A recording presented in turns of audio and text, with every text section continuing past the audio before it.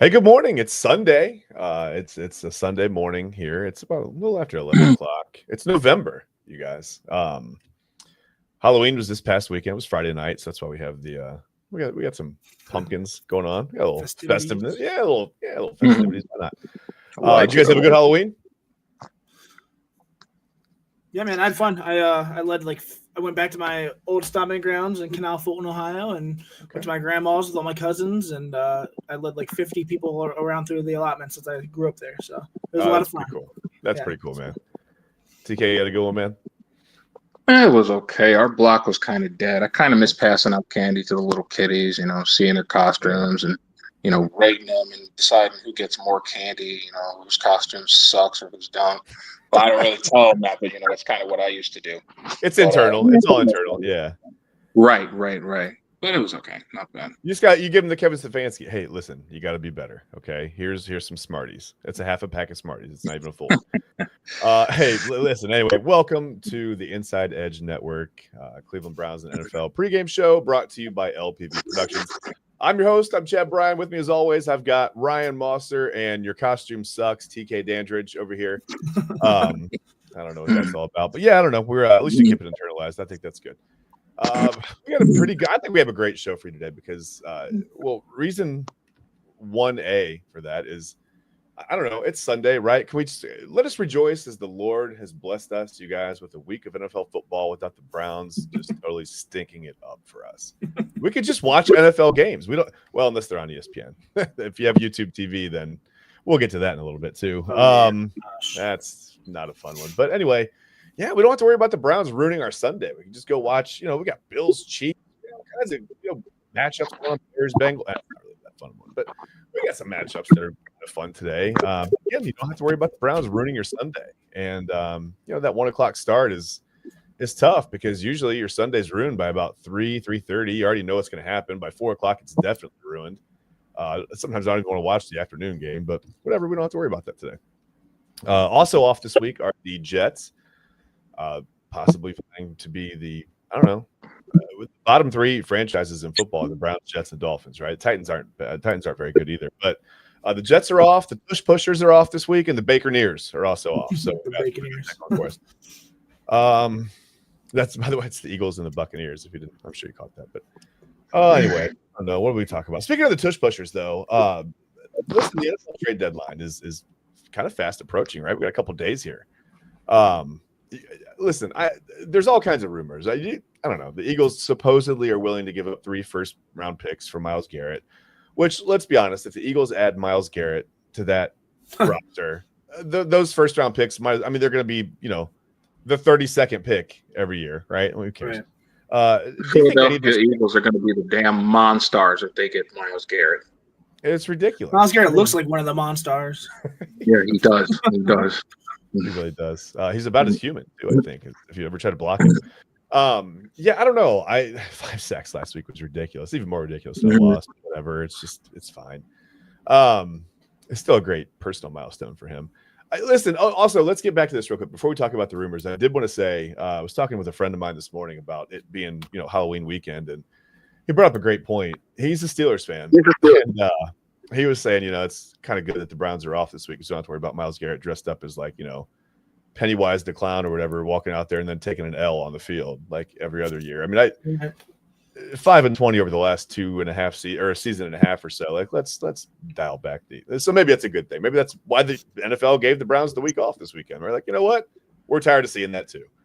I guess that's always possible, but so I keep hearing people dispel the rumors. That's not going to happen. I don't know. Listen, I don't know any Eagles insiders. I have no idea what they're willing to give up or if they've even called about Myles Garrett. But you would think that, I'm sure some teams have at least dialed the phone and tried to get a hold of Andrew Berry and said, hey, might be time to sell. Who do you have available? You think the Eagles would really give up 3 first-round picks for Myles Garrett, Ryan? Yeah, I would. And I would absolutely accept that too if I was the Browns. I would 100% absolutely trade Myles Garrett. For those who haven't heard, He's talking about Charles Robinson from Yahoo Sports was on 102.5. The game on Thursday, they're out of Nashville. And he said that Howie Roseman and the Eagles are, quote, hot for Myles Garrett, and that Roseman is willing to give up to 3 first-round picks for Myles. I mean, Myles just did sign the contract to stay in Cleveland until 2030. If they do trade him, obviously there's going to be a dead money hit of, I think, like $80 million in 2026, which is a lot, clearly. But does that matter anymore? I mean, honestly, Myles Garrett is undeniably a Hall of Famer. I mean, he just had 5 sacks last week and is an absolute game wrecker, or at least he's supposed to be. But unfortunately, we live in a world where a Hall of Fame defensive end can have 5 sacks against a quarterback and be completely ineffective in the outcome of the game. Still get our butts kicked, still lose by 19 points. I mean, before last week, they talked about any player who recorded 5 sacks in a game, every single team won, except for one who only lost by a field goal. We lost by 19 points. Myles Garrett is amazing, but he is ineffective. It doesn't matter. I mean, I've been saying it on my other shows this week. Myles Garrett is like, the Ferrari in the trailer park meme. Unfortunately, it's not a one-year fix for the Browns. There's too many holes in this roster. I would absolutely trade Myles Garrett to the Eagles for 3 first-round picks without a doubt. I mean, that's essentially 7 first-round picks in the next 3 years. It'd be 3 for next year, 2 for 2027, and then 2 for 2028. Mind you, 2027, Jeremiah Smith is supposed to come out as well, and 2 first-round picks would bode well for possibly acquiring a star like that. I get the dead cap's $80 million, and that would be a lot, but I mean, it would be supplemented a bit by those rookie contracts. And then I'm pretty sure Deshaun Watson's contract ends at the end of 26. Don't quote me. I think it's around there. I said it last week. The Browns have an opportunity to build something special going into 2028 if they, if they can get. I'm sorry, not last week. I said it on my podcast this week. Time flies when you're having fun, man. Who knows what day it is anymore? We don't know. Nonetheless, I think that's a lot of first round picks. You can eventually, maybe compete for the division by 2028, going into our new stadium instead of wasting the careers of these Hall of Fame players that have a lot of money but aren't. They're producing, but it's still not affecting the outcome of the game. I mean, I think we absolutely need to reset. Right now, we're stuck in like a purgatory mode where we have these stars and we don't have the assets. And as they get older, it's the contracts are not working out. I would make this trade for 3 first-round picks. It's a no-brainer.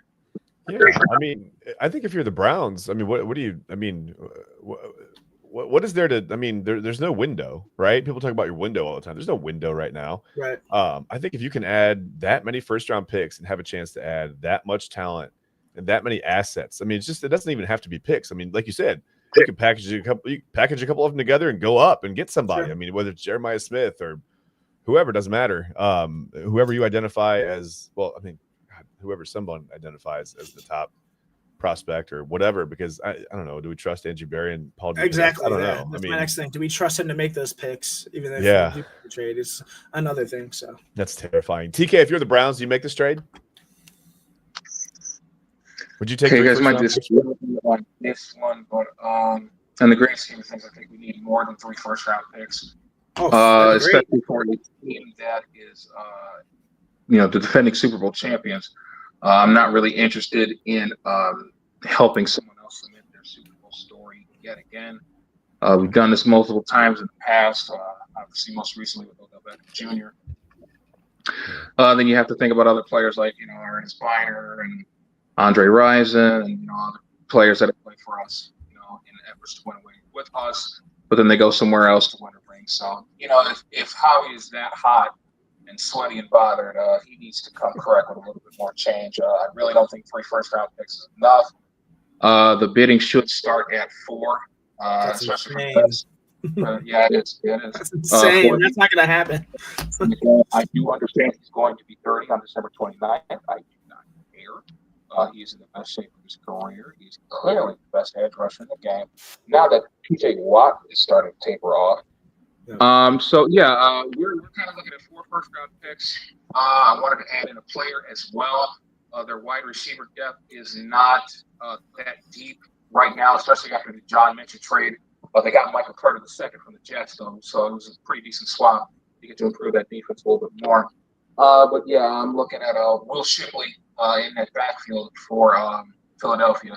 Obviously, Saquon Barkley is the catalyst of that running back room. A.J. Dillon looks to be a solid backup. We can get those 4 first-rounders from you, You throw in Will Shipley, or maybe a receiver that you don't care about too much, or one of those tight ends that you don't care about too much. Some type of offensive help to help us out. But yeah, we're not punting on the career. Granted, we are wasting yet another Hall of Famer's career. Safe to say, tough titty. You signed that contract, you took that bread, so we're going to expect you to show up. So, and we're going to do every little minuscule petty ass thing that we can do to keep you here, because there's no way in hell I'm gift wrapping the Philadelphia Eagles any damn thing, let alone Myles Garrett. It ain't happening. I don't think that 3 first-round picks is gift wrapping by any chance. I mean, on planet Earth, 4 first-round picks and a player is insane. I mean, obviously anyone would do that, but I question how realistic that would be. I think that, a lot of experts are saying 2 first-round picks. This Howie Roseman is the first time I've heard 3 ever in Myles Garrett's name. I mean, I would do that, but yeah, of course I would do yours as well. It'd be crazy. That'd be an unprecedented trade for sure. Here's the thing: it's not realistic at all. What I did there, totally pulled it out my ass. Sure. And do you know why? Okay. Because as asinine as it is to give up 4 first-round draft picks for one player, asinine for a team that is trying to find its way to get rid of its best asset for not that much. So, how he's got to figure it out. You care about the draft, or do you want this man now? Well, we got 2 days. The trade deadline's November 4th, Tuesday, so we got 2 days to figure it out. That's not a lot of time, but apparently, allegedly, the Browns are buyers too, according to Adam Schefter, which is interesting. I don't believe that, but yeah, buyers at 2-6 is rough. That's a tough look. You don't believe that. See, it's good to know that a lot of concept, Brian. It's good to know. But anyway, like you said, we got 2 days left. Even more so, if we are still that dumb to be able to trade in the division, the conversation would go from 4 first-round picks to 7. Oh, okay. Well, I'm not sure what's going on anymore. They also have to stop doing the tush push, and they're only allowed to throw a soccer ball. They can't throw a football anymore. I think those are the terms of the trade. Deal. Done. Yeah, fine. Done. I'll be lenient with the fans. Y'all got to give them 6. I'll negotiate for a rugby ball. Let them use a rugby ball. That's all, though. That's it. Yeah, I don't know. Okay, fair enough. All right. Well, I don't think. Well, listen, if TK is ever hired as the GM of the Browns, I don't think the phone's ever going to ring. I think he's just going to be like, "Is this on this thing, or what's going on?" Don't call me. Don't call me. Don't call me unless it's 10 first-round picks. That's all I want. I want 10 first-round picks. But get them all in the next year's draft. You go acquire the picks and then give them to me. That's what has to happen. Yeah, I don't know. I think I think the Browns would take 3 first-round picks at this point. I think 3 first-round picks and a player would be wild. That'd be amazing. Yeah. Yeah, that would be great. Even if it was just a contributor. I mean, it wouldn't even have David to be Putney. We need a kick returner. There you go. It's fine, right? Yeah. I mean, the Browns. It's a draft day reference. They get kicked to a lot. Yeah. Well, yeah, I think they would do that. Yeah, I don't know. We'll see. Like you said, you have a couple days left. I think maybe some guys like David Njoku could be on the block. Yeah. They picked up a bunch of tight ends last week. I don't know if you saw that. It was kind of like under the radar a little bit. Not a bunch, but signed a couple guys here and there, whatever. So I don't know if that's just because back on the active roster. Who else did we get? Yeah. I don't know. I'm not sure. I just saw that there was movement with like 2 or 3 different tight ends in one way or another. And I don't know if that's because Fannon's knee was bugging him and Njoku was out or whatever. Or maybe Njoku's knee was bugging Fannon. I don't know. I can't remember. I got it backwards now. But yeah, it just makes you wonder if they're going to make a move there or not. I mean, we'd almost expect it at this point. Yeah, I definitely think so. I mean, Harold Fannon Jr. is your T1 anyway. Yeah. Yeah. I mean, yeah. He's wide receiver 1. He's trying to win any damn. He is probably wide receiver 1 at this point. Also. Yeah. He leads the team of receptions. He is Grand Puma in that bitch. All right. Yeah. Just let's send him out wide. Let's make him the X. Who cares? It really doesn't matter. What are they going to lose? Their playoff spot. All right. Whatever. Yeah. Let's move on. Well, I wanted to ask you guys too. What about Denzel Ward? You think Denzel Ward goes, or you think he stays here? I think he stays. Yeah.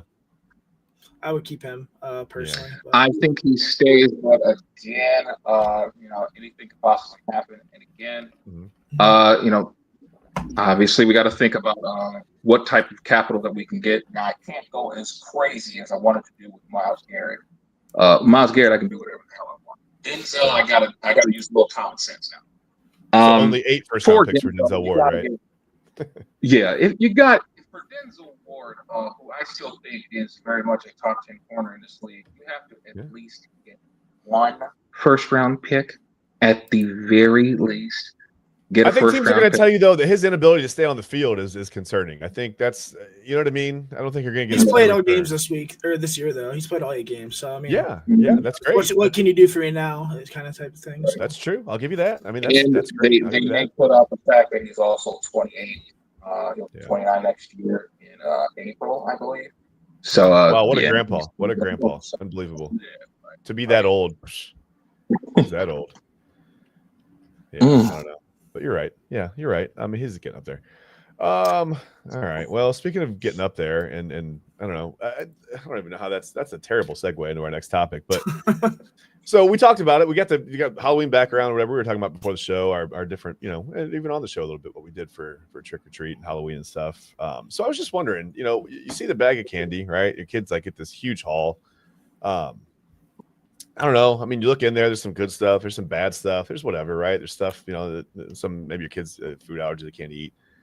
I have personal experience with that. But so how much Halloween candy is it okay to borrow from your kids? I'm just, I'm curious. I'm asking for a friend. I mean, Ryan, what do you think? I mean, you have small kids. I mean, they're not going to eat all that candy, right? Heck no.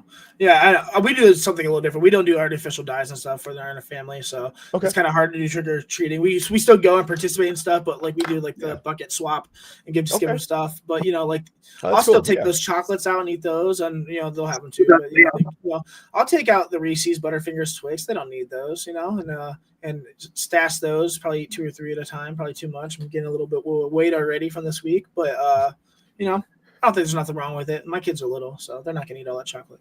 Yeah, they don't need all that, right? You're actually helping them in the long run. That's what I tell myself. I'm like, you know what? I'm doing a service. I'm parenting. I'm parenting. I'm winning right now at parenting. TK, what do you think, man? I mean, you think it's okay to take all of it, none of it, some of it, half of it? I mean, what's the dad tax? Do you think? Well, 7 I think how my parents used to do it. 5 this time. No, I'm kidding. Okay, just I think really the best way to do it is, what my folks used to do. They would separate it. They'd take our boxes or our bags or whatever the hell we had. They'd separate it. They'd take all the fruit flavored candy and put it in one pile. All the chocolate and they put it in one pile, and they'd half them off. So half of it here, half of it there. And then with the halves that they have already made from both piles of candy, they'll half it even more. So really, you're quartering off some of the fruit flavored snacks, some of the chocolate, and you give them that. You give them a quarter of the bag. And then as the week progresses, you might be like, okay, maybe a few pieces here or there. You don't want them to get through with the whole bag, especially if it's a full bag, When we used to go trick or treating back in the 90s, we used to have Save-A-Lot bags full of candy. Now they we did pillowcases. A damn bag within a week. There's a problem. Yeah. And then you end up looking like me and shit. So you gotta just divvy it up, separate them, and then just start portioning them out. Start rationing them out. Portioning them out like 15 at a time on the first day. As soon as they go to bed, like that's I'm digging through and I'm like, ooh, Butterfinger. I haven't had these in a while. You know what I mean? Have you guys noticed when you have those bags and you have all the candy mixed together that the chocolates will sometimes taste a little bit fruity from like the mixed together? Yeah. You notice that? I hate that. That's why you got to separate them immediately. Otherwise, the chocolate gets ruined sometimes. Yep. That's why you got to half and half and half, right? That's why you got to go through the you got to break it down, right? Yeah. You got to break it down and restack the bag. Don't fumble the bag. Yeah, I think that's important too. Well, yeah, I think it's now I want a piece of candy. I should have brought a piece of candy up here. Right. I want what is your favorite candy bar, you guys? Like Ryan, what's your favorite candy bar? Your absolute favorite, your go-to, number one of all time. it's this? I really like Reese Fast Breaks. Okay. I don't know. I just have Okay. affinity for them. All right. Okay. TK, what do you think? Let's see. Well, Great Value Sherman really loves his Snickers. Snickers right. are definitely number one for me. And I think the addiction got even worse when I took my first trip to the Cheesecake Factory a few years ago and had a piece of that Snickers cheesecake. That was ridiculous. That was the best piece of cake I ever had in my life. So yeah, I'm definitely going Snickers. Okay. Man, I'm getting hungry, and I can see that this was a mistake right now to bring this up on the show. Listen, Jacob Hazlitt says I can't agree more. Tootsie Rolls are trash. I think that's. Listen, I don't want anything that's going to get my dentist involved, right? Like, I don't need to pull my fillings and my molars out of my mouth, like trying to eat a piece of candy, right? Like, exactly. Jacob, I couldn't agree more, man. Yo, the I don't mind fruit flavored Tootsie Rolls aren't bad though. You get the strawberry, lime, my favorite, which is lemon. And they have the orange flavor ones too. The fruit flavored Tootsie Rolls, not bad. I don't the know. The regular joints stink. Yeah, I think all those joints stink. I think Tootsie Rolls are the Kevin Stefanski of candy. I think they got to be better. I mean, yeah, they got to be better. It's whatever. Big old brown looking turd candy. That's it, man. Yeah, just this is what we looked like this week on the field. We got to be better. I think mine's maybe like just the plain old Reese's cup, or I like the Take 5. You guys had those? Yeah. I think those are pretty good too. Throw them in the freezer. Oh yeah, that's some ball knowledge right there. Ah man, if you know, you know, right? Well, what else is going on? Hey man, Baltimore, they did a thing. Lamar Jackson came back, and I couldn't help but like look at some of the stat. Okay, all right. Now wait a minute. Okay, now Jacob says the fruit ones are a different category, so he agrees with you, TK. I think, or maybe they're just a different category of worst trash. I don't know. I'm not really sure. Hey. Okay. Jacob, hey, what you that was a did. good one. That's a pretty good one. He said Butterfingers are Judy's favorite candy because he Poor can't Jerry catch a ball. Judy catching strays. Well, they're not even strays at this point. They're well deserved. Poor nothing. He sucks. You like the fruit ones? Okay, so Jake, you'd like some. Okay, that's fine.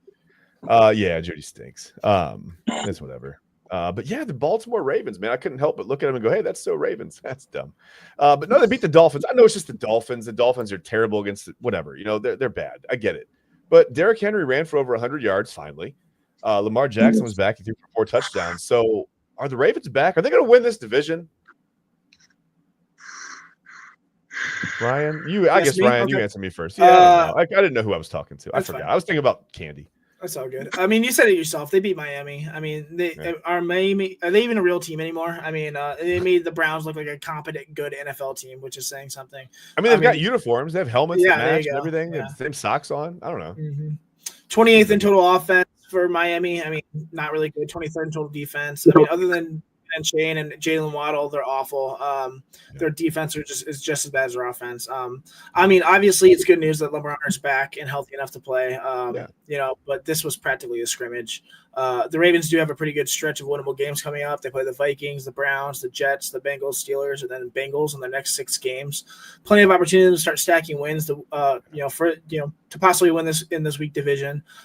They could very well be at the top, I think, within the next 6 weeks. Playing the Dolphins was a good start. They just need to capitalize on inferior opponents, and luckily for them, their next 6 opponents aren't that great. So. Yeah, I mean, I think you're right. Yeah, you look at the schedule, and it's set up for good things to happen for them for sure. TK, what do you think, man? Are the Ravens really? I mean, do they have a shot at winning this division? Are they back? Are they on the way back? Can they slip into a wild card spot? I mean, where do you think they are right now? Absolutely, they have a chance to win this division. I think the best team in this division right now is 4-3, and they have been wildly inconsistent throughout the season. You take a look at that recent loss to the Green Bay Packers on Sunday Night Football. That vaunted defense that we had been talking about in weeks 3 and 4, that definitely was not there. Tucker Kraft made them boys look like 2024 Carolina Panthers out there. They're telling you that he's a beast. They were absolutely awful covering down those seams. I do not believe for a second that at 3-5, the Baltimore Ravens are out of contention for winning that division, or possibly getting a wild card spot, or even winning the division outright. The Bengals just lost to the Jets last week and made Justin Fields look like 1990 Randall Cunningham. So I am not in any shape of the imagination eliminating the Ravens from contention for possibly winning this division, especially if they continue to get back healthy. It's wonderful seeing Lamar back out there. It's even more refreshing to see that Mark Andrews completely hasn't fallen off that cliff yet. He looks like he's resurging as a solid tight end, possibly even top 10 in his position. I don't think the drop-off was that far off, but we did see some moments last season where we were kind of worried. Obviously, the drops in Buffalo during the playoff game, very alarming. And we expected an ascension from Isaiah Likely this season, but injuries have kind of held him back as well. So Mark Andrews has been able to snap back, and he looks great. Derrick Henry has kind of toned down the fumbling a little bit, ran for 100 yards against Miami. So, yeah, they have every opportunity in the world to steal this division. Absolutely, without question. It kind of lends some credibility to we made some jokes last week on the show that Derrick Henry had maybe he had been gotten a hold of by someone who was forcing him to play poorly. You remember the whole NBA scandal, whatever's going on. Reckless speculation. Yeah, it was just a joke. And but now that everybody's in jail, well, not everybody, but now that a bunch of people got arrested, it's like out in the open, he's like kind of free, right? He has a really good game all of a sudden. It's like, hey, wait a minute, what's going on? I don't think that's the case, by the way, but yeah, I don't know. Yeah, I think the Ravens can win this division. Why not? I think anybody except the Browns has a decent shot. I don't know what's going on with Joe Flacco now at the Bengals. I mean, he's maybe questionable with the shoulder injury. Is he going to play today? He's playing, yeah. He is going to play. Okay. He's got a straight AC joint in his throwing shoulder, but he's toughing it out. So okay, he's tough. That's good. He's from that era, right? Where they tough it out. Yeah. Right. If anything happens, it's back to Browning. So they could be back on the deck like in no time at all. I don't know. We'll see. It's a weird division. It's terrible that this is happening to the Browns. Like you said, the division's wide open. I mean, right. Sad enough. Even at 2-6, we're still not completely done yet. We know we stink on ice, so we're not going to. Yeah, theoretically, they're done. Mathematically, they're not eliminated at all. They definitely have a mathematical chance. But yeah, I mean, realistically, let's be honest. Like they're the Browns. It's not gonna happen. Listen, we're gonna take a minute break. When we get back, we're going to go around the NFL. We've got some matchups to talk about that just for once don't involve the Browns, and I'm looking forward to it. I'm looking forward to getting into our around the NFL segment. But like I said, we're going to take a quick break for 2 minutes here on the Inside Edge Network. We will be right back.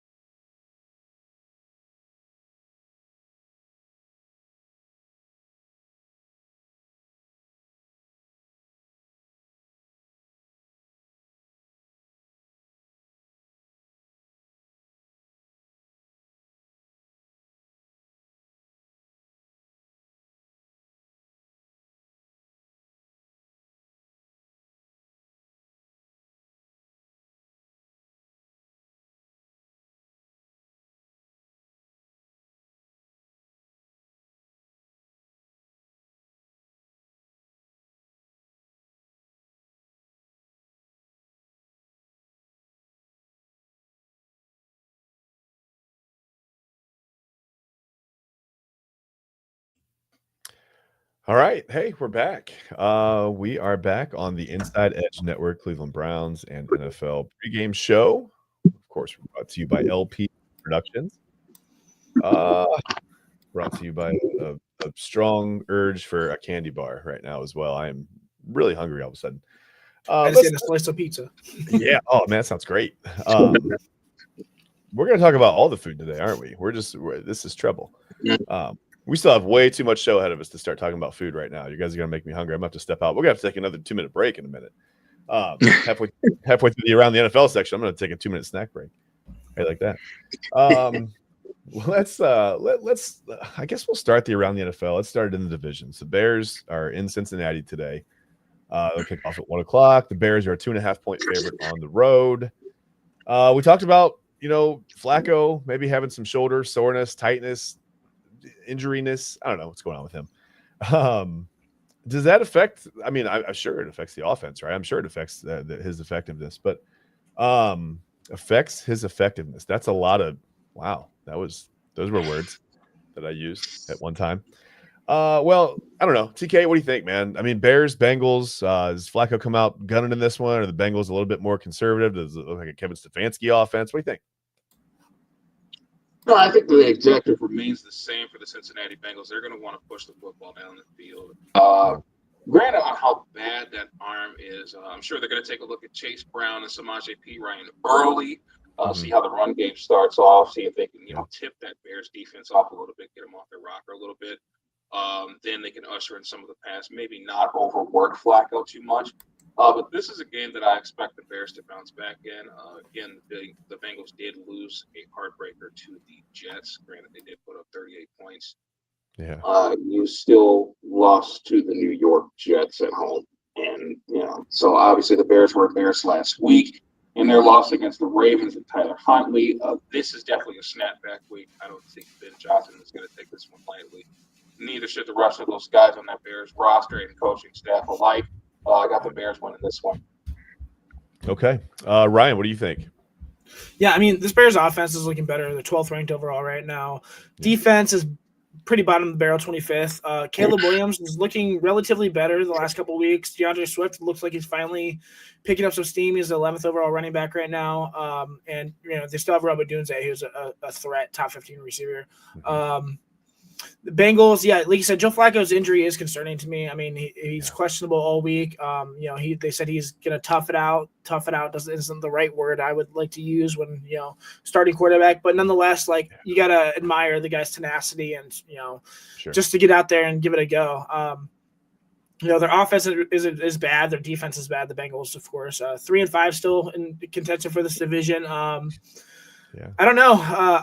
I think I'm going to go with TK there and say the Bears this week as well. I think it'll be a close, low-scoring game, though, maybe by 3 or 4 points. Yeah, I think it'll be a close game. I think I'd be less concerned about Flacco's injury if it were an ankle or a hip or a knee or something. Right, it's just throwing shoulder. Yeah, that makes me feel nervous because it's not something you can't work around it. You can't hide it. You got to go use it. And you know how it is in the NFL. I mean, if you're not 100%, you're going to get eaten up. So, yeah, I don't know. I think I'm going to go with the Bears in this one as well on the road in Cincinnati. I think the Bears win this one. But I do think it's close. I think the Bengals will keep it close. Vikings at Lions. Detroit is a 9.5-point favorite at home.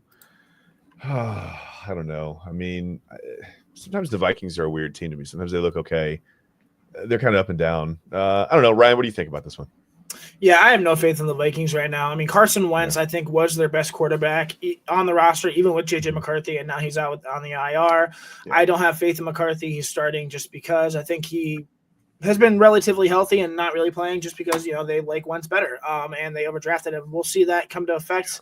Right now, he's the 39th overall quarterback. The running game is a mess right now. Aaron Jones came back, and everyone thought he was going to assume the position. That really hurt Jordan Mason, and Aaron Jones really didn't do too much.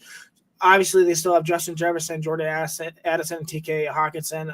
Addison looks good, especially being out the first 3 weeks. He's a top 40 receiver, but missing 3 games like that – isn't that big of a deal with the stats. Lions look so good, though, man. This offense, 8th best offense. The defense is just as good, 9th best. Jared Goff looks fantastic. Jamar Gibbs is a top five fantasy, but also top 5 running back in general. 526 yards, 6 touchdowns. He's getting the yards, he's getting the touchdowns. Oh, and then don't forget about Amon-Ra St. Brown is a top 5 receiver as well. And then the 1-2 punch, obviously, with Montgomery in that backfield as well, is one of the best in the league. I'm going to take the Lions here. I think the Lions are going to crush the Vikings this week. So, okay, TK, Lions, Vikings. What do you think? Yeah, I'm going to go with Ryan on this one. I'm taking the Lions at home. Vikings have a significant quarterback issue, especially with the injury to Carson Wentz. J.J. McCarthy has been ineffective so far. Really don't know what the status is on that ankle. I guess we're going to see today. Right. If he isn't able to go, they have Max Brosmer behind him, who's a rookie and maybe in over his head. Yeah, I'm going to take the Lions in an easy one. Yep. Yeah. I wonder how many people said Tom Brady might have been in over his head back when Drew Bledsoe got hurt. And, you never know. No, I'm kidding. I'm not comparing anyone. I'm not doing that. I'm not doing that. Please don't quote me on that. I'm just kidding. Brady was a 6th-round pick. Right. Yeah. I think the Lions kind of roll in this one. I think the Vikings do have a quarterback problem. I don't think J.J. McCarthy's it. At least not right now. He could develop. Listen, he's a competitor, but it's hard for me to take these guys seriously when we know what was going on his entire career at Michigan. How is he a competitor? He cheated his way there. You can't really compete while you're cheating. So I might have a personal vendetta, but this guy's a loser. Get him out of the league. Yeah, he won a bunch of games in high school, though, Ryan. So that matters for something. I can name 50 of them that did the same thing. That's it, right? Yeah, it's crazy. Anyway, Panthers at what did I pick? Anybody? The Lions. Yeah, the Lions are going to roll. Panthers at Packers. Man, the Packers are at 13.5 point. We're starting to get some like college football type spreads right now. We've got some really wild spreads in the NFL right now. Sometimes they don't get that big, but Packers are a 13.5 point favorite at home against Carolina. TK, I'm gonna start with you. I start with you every week on Carolina. What's going on, Panthers, man? Well, it's safe to say these guys stink right now. I get that they're in second place right now in the division. The NFC South at 4-4. There were points in time where they did start to look like they were going to put it together, especially with the 3-game win streak that they had just had.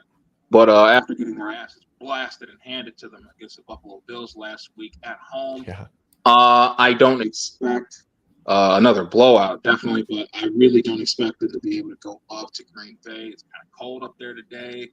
I heard somewhere that they want to respect the history of Green Bay football while making history of their own. Hopefully it's going to be good history. But for now, I just see the Green Bay Packers winning this game. It should be a fairly decent game. Like I said, I don't expect a blowout. But at the same time, I do expect the Green Bay Packers to act like the Green Bay Packers and play like they are the better team because they are. So I'm going to go ahead and give the Packers this one, 31-21. Okay. Yeah, I mean that was my Super Bowl representative from the NFC back at the beginning of the season before anything started. So yeah, we'll see what happens, man. We'll see what happens. Yeah, Bryce Young kind of looks like Bryce Old. I don't know, whatever. Ryan, what do you think about this one, man? Yeah, I mean, this Panthers team is not that good. I mean, Bryce Young, he's been dealing with injuries. He's but mid-20 quarterback right now. The running back room looked really good with Rico Dowdle and Chuba Hubbard, just one or the other, but now they're mixing them in, joining the running game together. I mean, they're both pretty average right now. Although they still have a top, statistically one of the top running games in the game. I love Ted McMillan. I've been saying it practically every week. It's either he gets all the catches in the yards or he gets touchdowns. Last week it was the catches in the yards. He had 7 catches for almost 100 yards. He's 19th overall receiver right now as a rookie. I still look for them, to feed him often and a lot, hopefully more in the red zone. But this Packers team is so good, man. 5-1-1. They only lost to a really good team. Oh no, sorry. They lost to the Browns. Yeah, my bad. 7th best offense and 6th best team right now. I don't know. Jordan Love looks really, really good. Top 10. Josh Jacobs, the top 10 running back. Tucker Kraft is the 2nd overall tight end right now. 30 catches, 469 yards, and 6 touchdowns. Just looks absolutely awesome. Yep. Receiving game a little questionable, but last week they brought Christian Watson back. Christian Watson looked really good for coming back and not playing at all this year. 4 catches for 85 yards, so maybe they do have the wide receiver one now. Give me the Packers here. I think the Packers are going to win pretty big. Fair enough.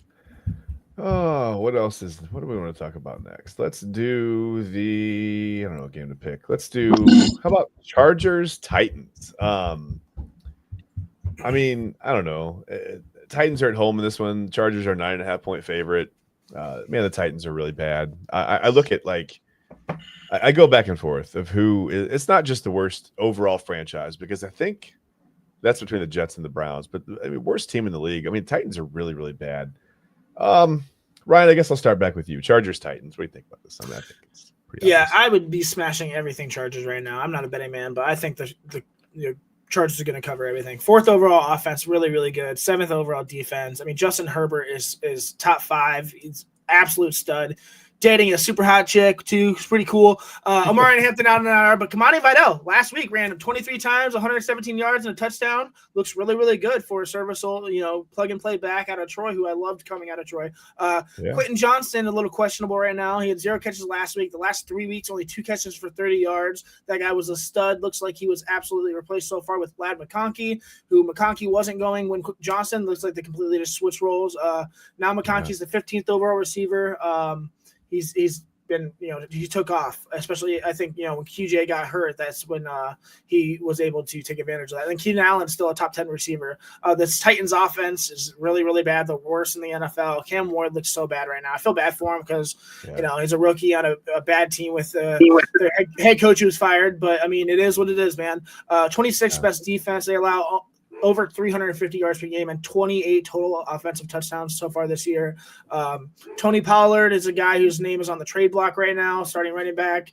So Tajay Spears right now could be the starting there. It's just really confusing. Calvin Ridley is also on the trade block, and he's out this week, hasn't played since week 6. I like Alec Ayaminer, the rookie receiver, but he's a rookie receiver. He's a top 50 receiver right now. This team's in shambles. I think the Chargers this is going to be the biggest blowout of the week, I think. So yeah, I think it could be. I think the Chargers are going to roll in this one as well. I got the Chargers. They're starting to play really, really well. Again, they're playing really well. The Chargers. Oh, let's see. Falcons, Patriots. This is kind of an intriguing matchup, I guess, a little bit. Atlanta can be good. I don't know. New England's a 4.5-point favorite at home. I think they're starting to figure some things out. They played a really tough team, last week. No, they didn't, did they? No, they didn't do that. Well, they won. They scored some points. Whatever. I think the Patriots starting to figure things out. I think, Javion Henderson got a little, he got a little run out there, right? Like he played pretty well. I don't know, TK, what do you think? Falcons, Patriots. Yeah, give me Drizzy and the New England Patriots. I really love this Patriots football team. Like I said before, I knew they would be good. Just needed to iron out some things, get over the early season jitters, and everything was going to fall perfectly in place for them. I think it's happening now. They're at home another week in Foxborough. I think they handle Atlanta pretty well today. Fair enough. We're starting to get into that time of year where it's tough to play up there, We're getting there. It's coming shortly, right? It'll be here. What do you think, Ryan? What do you think? Falcons, Patriots in this one? I think this game relies on Michael Penix and see how he plays. He's going to play this week. He's coming off an injury. Kirk Cousins looks really, really bad. Right now, the 14th ranked overall offense. They need to get going. They need to get Drake London going, and that's the way they can win this game. Their defense is really, really good. 2nd best overall, 1st best in pass defense. Yeah. They're not really great in the run defense, 21st overall. So that's where the Patriots could eventually, effectively win this game is in the run defense. I love Drake May. The Patriots are the 10th ranked overall offense right now and the 9th ranked overall defense. Great team. Ramondre Stevenson is out with a toe injury, and his name is also involved in trade rumors. Trayvon Henderson last week, as Chad said, 10 rushes or 75 yards. It looked like he might have had a breakout game finally with limited snaps into only 10 rushes. So he's going to get the start this week. Kayshon Boutte looks really, really good. So does Hunter Henry. This was a tough one for me. I don't know. I like the Patriots, like where they're going. I think on paper, this Falcons team does look really good, but I think I'm going to take the Patriots as well. I think it'll be closer than TK thinks so. Yeah, I think I'll take the Patriots. And all jokes aside, Henderson really did do that against a pretty good Browns run defense. That's it's pretty impressive. They've been serviceable. They've been very good on defense, at least. I think I'll take the Patriots in this one as well. All of a sudden, they're starting to feel like a little bit of a Super Bowl contender. Right? Crazy when you draft well. Yeah. Wow. What is that? When you what well? I don't understand the word. I'm sorry. I live in Cleveland. What do we want to do next? Well, this would have been a great matchup back in the 80s. 49ers Giants, right? Wow. They had some battles back in the day.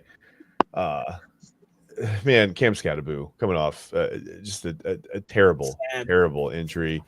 Man, it looked bad. And I think I talked about it with you, TK. I think the reaction from other players to that injury, I think you can just tell, right? Yeah, it was a bad injury. It looked bad.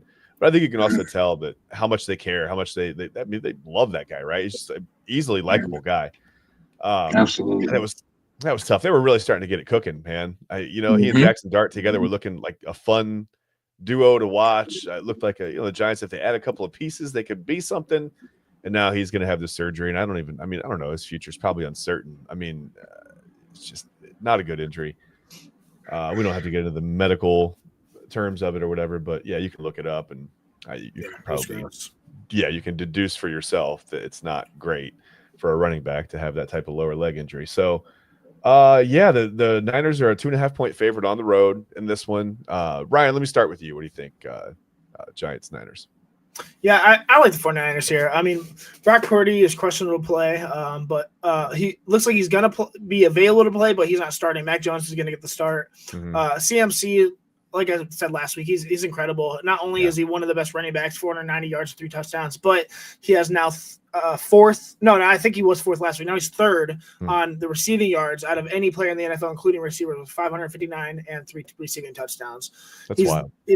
Absolutely, just insane. Ricky Pearsall is going to be out. Juan Jennings is another guy. Allegedly, a lot of teams are calling for his availability in trade, so that could open things up for Kendrick Bourne. And George Kittle's back, but it's been pretty ineffective in the last 2 games. He's been back, 4 catches, 43 yards, and a touchdown. This defense is not really good, especially with the loss of, I'm losing his name now, linebacker, one of the best in the league. Why am I blanking as well? Fred Warner, yeah, sorry. Yes, yeah, loss of Fred Warner. I don't know. I mean, the Giants, I love this team. I love Jackson Dart and Cam Scatterby. I've been saying it every single week. I love their connection. But it kind of feels like they kind of maybe lost their heart and soul last week with Cam Scatterby. I don't know. I think I'm going to take the 49ers here. Probably win by a touchdown or 2. But, yeah, I'm not a fan of the Giants right now when they lost their best player. So. Yeah, I get it. I mean, I feel like with that Niners offense too, you can plug in any quarterback and they get similar production. I mean, I feel like if they really had to, they could put Christian McCaffrey back there and he would be fine. I mean, with the mix of quarterbacks, they're second in passing offense, so 259 yards a game and 12 passing touchdowns. That's insane. Who's ever been able to pull that off? Yeah, that's wild. So. Yeah, I think they're kind of a well-oiled machine. I think they're playing well. I'm surprised they're only a 2.5-point favorite. With Scatterboo out, like you said, I think that just kind of it took the wind right out of the Giants' sails. It seems to have affected them on the field, off the field, literally, figuratively, whatever way you want to look at it. I think the Niners win this one. So this is, I don't know, it could be a good matchup. I don't know. The Colts could roll in this one. Colts-Steelers. This is at Pittsburgh. The Colts are a 3.5-point favorite. I'm a little surprised that the Colts are only a 3.5-point favorite in this one. I guess it's the Aaron Rodgers factor, right? Rodgers is playing pretty well. I think they expected him to kind of come in and manage these games, and he's actually making some plays, right, for the Steelers. Not bad. Can he make enough plays today? I don't know, Ryan. What do you think? I mean, Steelers Colts. Does Rodgers have enough to beat the Colts today or no? I don't think it matters. I think the Colts offense is going to tear up this defense regardless of what Rodgers does. I mean, they have the number 1 offense right now. 32 total touchdowns in 8 weeks is insane. 6 ranks passing and 6 ranks rushing.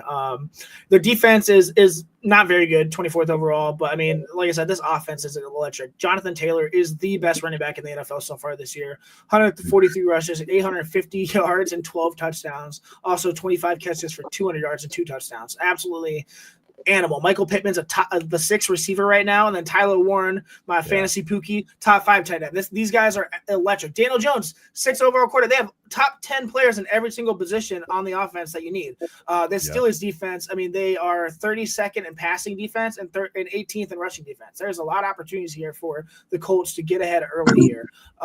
I do like the Steelers offense a little bit. I don't think they're too good, 25th overall, but I do like Aaron Rodgers. Like you said, he's been playing well. DK Metcalf, ranked 18th receiver. That surprised me.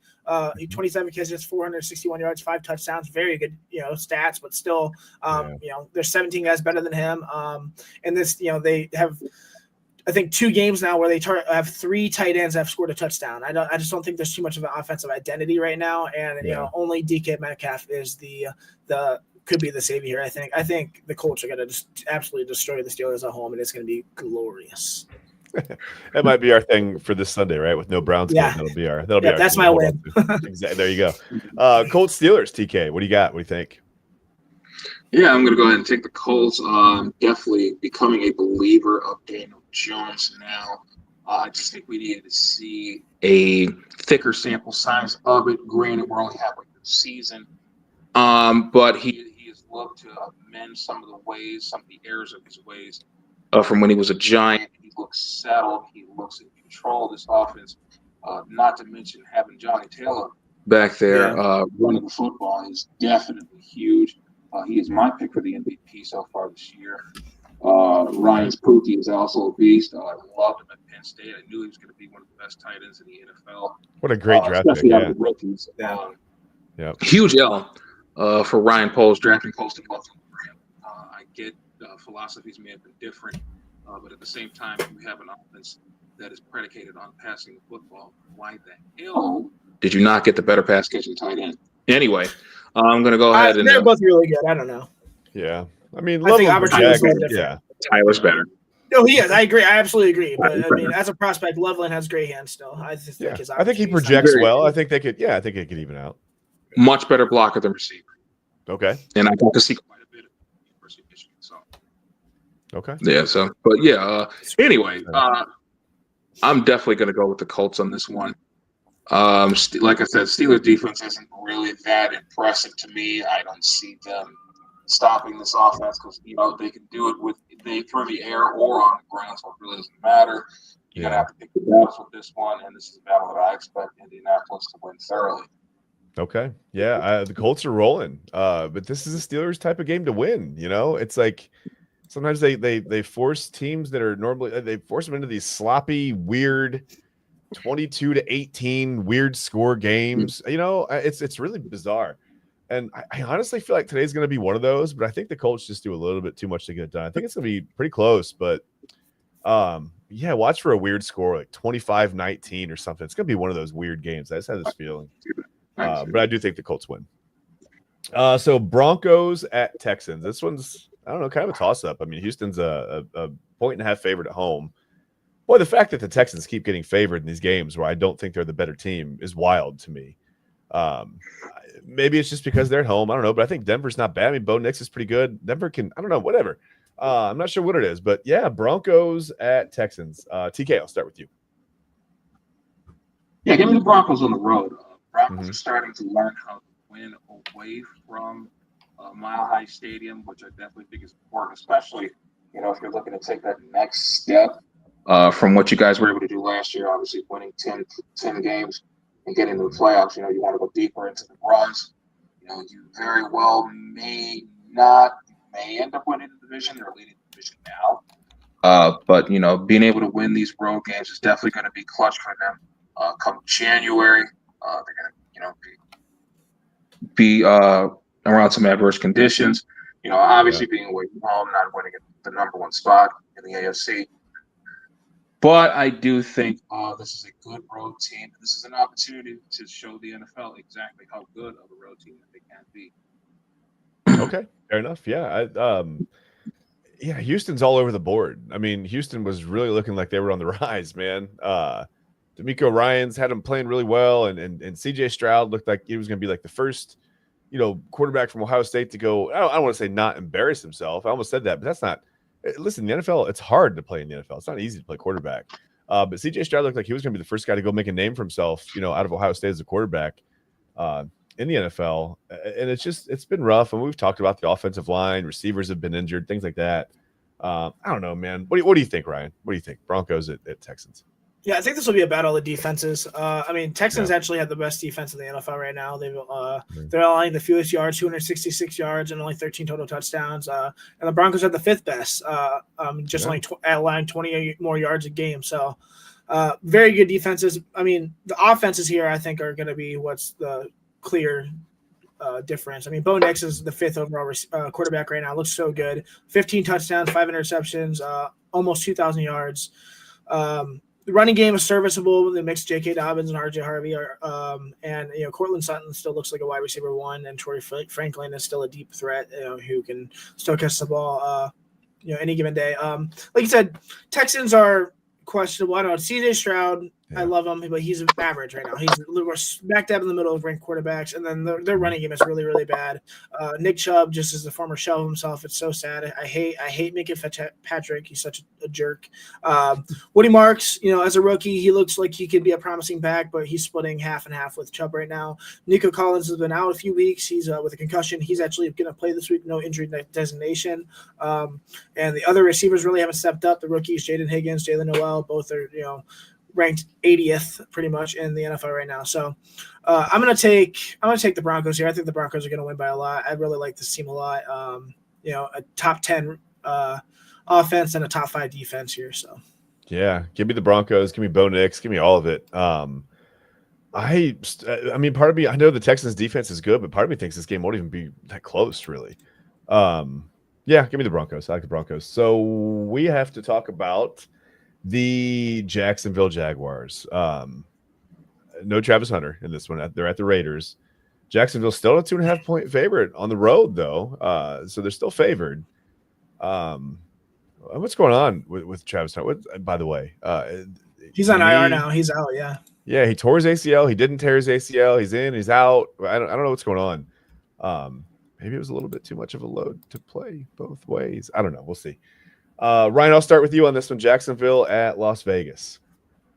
Yeah, I mean, the Raiders suck. They're so bad. I mean, there's no way around it. Their offense is really, really bad, 30th ranked. Their defense is mid at 17 in the NFL right now. Geno Smith looks so awful. I mean, they thought, him and Pete Carroll reunited again might, reunite some sparks, but it has just done nothing. Ashton Genty is a middle of the back running back right now behind a terrible offensive line. Trey Tucker, who looked like their wide receiver 1, he was a top 10 wide receiver for a few weeks. Now he's fallen back to 30th overall, and Brock Bowers has been out for weeks. He's going to play, but he hasn't played since week 4. So this Jaguars team, 15th overall offense, 21st overall defense. Lawrence looks average. Travis Etienne looks average. Brian Thomas Jr. looks below average right now. His name was on the trade block. They were listening to calls for him, but now with the Travis Hunter going to IR, I don't think that's going to be a thing. I don't think this game's going to be that great. I'm just going to take the team that has been winning recently. I guess I'm going to take the Jaguars here in a low-scoring game. Yeah, this matchup kind of stinks. What do you think, TK? This matchup very easily could be the worst game played this week. Due to the fact that we're at Allegiant Stadium and the Jacksonville Jaguars seem to be having some injuries and some loss of personnel, I'm going to go ahead and give the Raiders a chance to win this game. Okay. It has been a bit of a disaster with Pete and Geno, but I do like a lot of the young players on that team. Ashton Genty has been able to put together a couple solid performances behind that Force offensive line. It bothers me that they've given up on Jackson Powers-Johnson so early in his career, given how solid that young man is on the interior of the offensive line. I honestly thought the switch between them and Jordan Meredith was pretty odd. Jordan Meredith was the right guard last year, and JPJ played center, and now they're flip-flopping. I thought it was pretty weird, but it was something that Pete Carroll wanted to do. Yeah, something you don't see a lot in the NFL for sure. You see that more in college, but that is kind of weird. But I'm going to give the Raiders a chance to win this game. More than likely, Jacksonville might show up and make a statement for themselves. I expect a close game, but since we are at Allegiant Stadium, I do think the Raiders will win this one. Okay, I don't. Geno Smith looks like he's playing Madden with a controller upside down. I don't know, it's awful out there. I think Jacksonville wins this game. I don't even know if it stays that close, even without Travis. Whatever. I think they win this game pretty handily. Saints at Rams. The Rams are a 13.5-point favorite at home, out in Inglewood. Inglewood always up to no good, obviously, because it's just they are. It's a good segue. Great segue. So anyway, let's go Saints Rams. Ryan, what do you think in this one? Did I ask you about the last game? Yeah, you did. Yeah. Okay, I did. Okay, good. Thank you. I felt like I let you out, buddy. You're good. Yeah, I'm still thinking about candy, man. I've got candy on my mind. I can't concentrate today. I mean, this Saints offense does not have an identity. 27th Nope. ranked. Their defense is not bad, but yeah, I mean, they benched Spencer Rattler for Tyler Show. I thought Rattler was playing decently. They thought they were going a different direction. Tyler Show played last week, 17 of 30, 128 yards and 1 interception. That's not going to do it. Alvin Kamara is on the back end of his career. The only good thing on this entire offense is Chris Olave, and he's also rumored in trade rumors. I doubt they trade him, but it's either they're going to sign him a new contract or they're going to get rid of him. I don't know. Yeah. This Rams team looks fantastic. 6th ranked total offense. Their defense looks okay. Stafford's a top 10 quarterback right now. Kyron Williams looks really good. Puka Nacua is coming back this week. He will play. He's been out since week 6. And he's still currently he was so good, and he was the top receiver since then. He's still a top 5 receiver, even though he hasn't played in 3 weeks. So that's insane, his stats. And then Devontae Adams, 13th receiver right now. So yeah, this Rams team looks really, really good. The Rams should hand the Saints their 8th loss of the seasons here. So fair enough. I want to talk about this next matchup a little bit more when we're done going around the NFL and making our picks, but. Somehow the Chiefs are at Buffalo, and the game is not in prime time this week. I don't understand. It's a 4:25 kickoff, right? It's fine. It's afternoon. Chiefs Bills, man, they have a weird history, right? It's like, I mean, we can get into it in a minute, but I'm just gonna let you guys make your pick. Ryan, I'll start back with you. Wait, TK, did I skip you on that last one? Yeah, you did, actually. I did. But I told you, I am thinking about candy. I have candy on my mind right now. All I can think about is a Snickers bar, man. I'm done. I mean, Rams Saints, what do you think? 13.5, 2 touchdown favorite, the Rams. What do you think, TK? Yeah, go ahead and give me the Los Angeles Rams. Saints are going to start Tyler Shuck this week, as Ryan already mentioned. Welcome to the big leagues, bud. Definitely think it was a bit of a brash move by Kellen Moore. But hey, when you're 1-7, you're not winning many games. Nothing's going pretty much right for you, regardless of how solid your quarterback may be, and maybe trying to try some things. So, yeah, go ahead and give me the Rams. Fair enough. Yeah, I think the Reese's Cups win this one. The Rams win this one. The Rams win this one for sure. Anyway, yeah, like I said, Chiefs at Bills. I think it's a weird matchup. I think it's not a weird matchup. It's just weird that it's not in prime time. It's odd to me. But we've got Kansas City as a 2.5-point favorite on the road. TK, since I almost left you out of the last matchup, I'm going to start with you. Chiefs at Bills. What do you think on this one? Going to go ahead and give the Bills the benefit of the doubt here and pick them to win. I think this is probably going to be the best way that they could start the second half of the season by beating a team that has advanced them so many times in the playoffs before. I definitely think this is a precursor for the AFC Championship. Whether